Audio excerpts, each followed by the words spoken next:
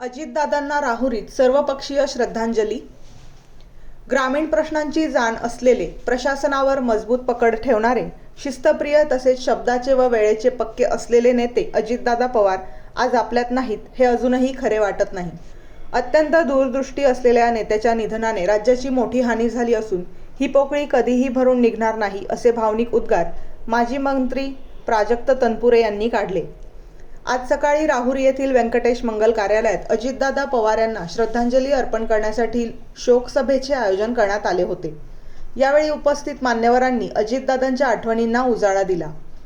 प्राजक्त तनपुरे म्हणाले, मंत्रालयात काम करत असताना अजितदादांची एकही बैठक रद्द झाली नाही, तर इतर मंत्र्यांच्या अनेक बैठका रद्द होत असत. मी मंत्री असताना त्यांच्यासोबत काम करण्याची संधी मिळाली आणि त्यांच्याकडून खूप काही शिकता आले.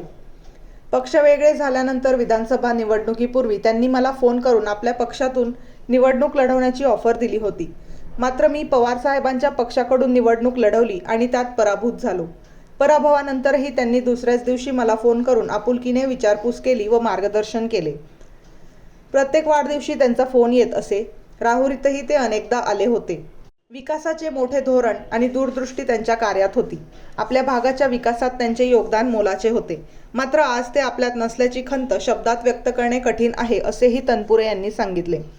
यावेळी व्यासपीठावर प्रेरणा पतसंस्थेचे अध्यक्ष सुरेश बाबळे, राहुरी नगरपालिकेचे नगराध्यक्ष भाऊसाहेब मोरे, देवळाली नगरपालिकेचे नगराध्यक्ष सत्यजित कदम, शिवसेना नेते रावसाहेब खेवरे, सचिन म्हसे, शेतकरी नेते रवींद्र मोरे, देवेंद्र लांबे, साहेबराव म्हसे, विराज धसाळ, दत्तात्रय कवाने, विजय तमनर, मच्छिंद्र सोनवणे, रवींद्र आढाव, बाळासाहेब आढाव, किरण कडू, दिलीप जठार आदी उपस्थित होते.